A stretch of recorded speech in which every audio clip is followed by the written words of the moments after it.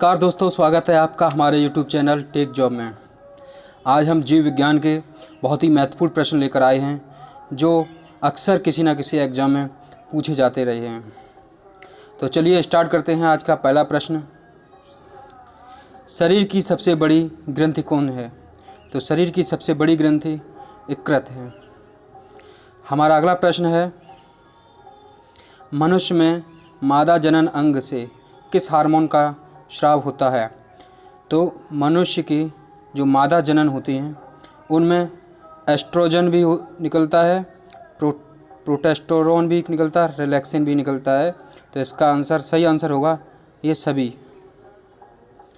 हमारा अगला प्रश्न है, मनुष्य में ऐच्छिक गतियों का नियंत्रण किसके द्वारा होता है?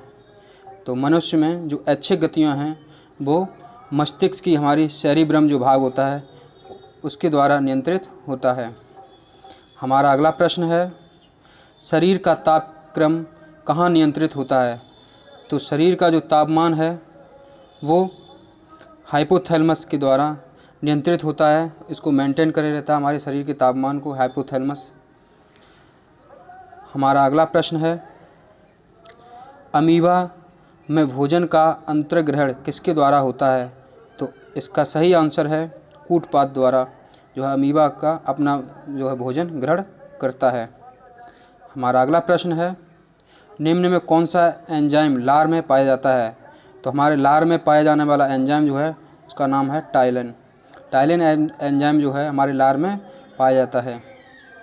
हमारा अगला प्रश्न है, वह प्रक्रिया जिसके द्वारा मनुष्य श्वास ग्रहण करता है तथा छोड़ता है वह है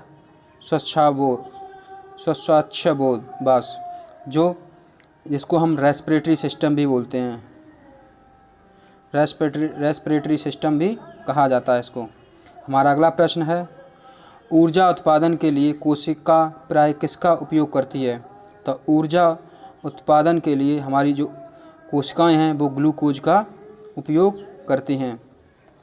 हमारा अगला प्रश्न है, किस अभिक्रिया द्वारा पौधों में ऑक्सीजन बाहरी वातावरण से कोशिकाओं में पहुंचती है?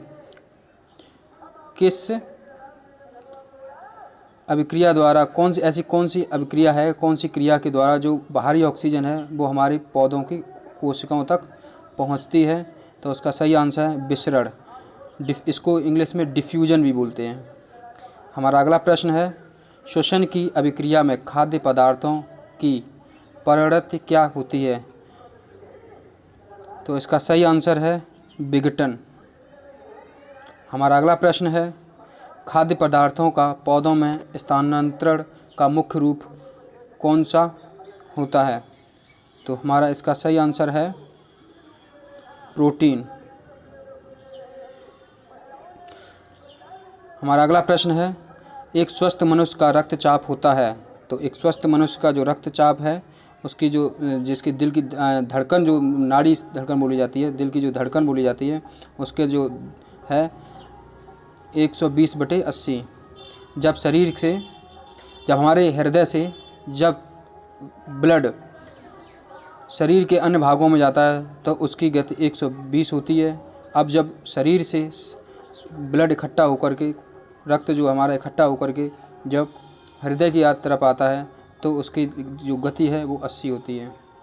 हमारा अगला प्रश्न है, मनुष्य के मस्तिष्क की सबसे बाहरी झिल्ली है? तो मनुष्य की सबसे बाहरी झिल्ली जो है वो है ड्यूरामीटर।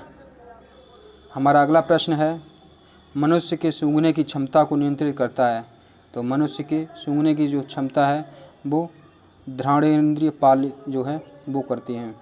हमारा अगला प्रश्न है, मनुष्य में बुद्धि एवं चतुराई का केंद्र है? तो मनुष्य में बुद्धि और चतुराई सेरिब्रम जो है, एक हमारा जो मस्तिष्क का भाग है सेरिब्रम, वहाँ से हमारी बुद्धि और चतुराई जो है वहाँ से केंद्र होता है। तो इसी के साथ आज की वीडियो यहीं तक, मिलते हैं अगली नई वीडियो में, तब तक के लिए नमस्कार।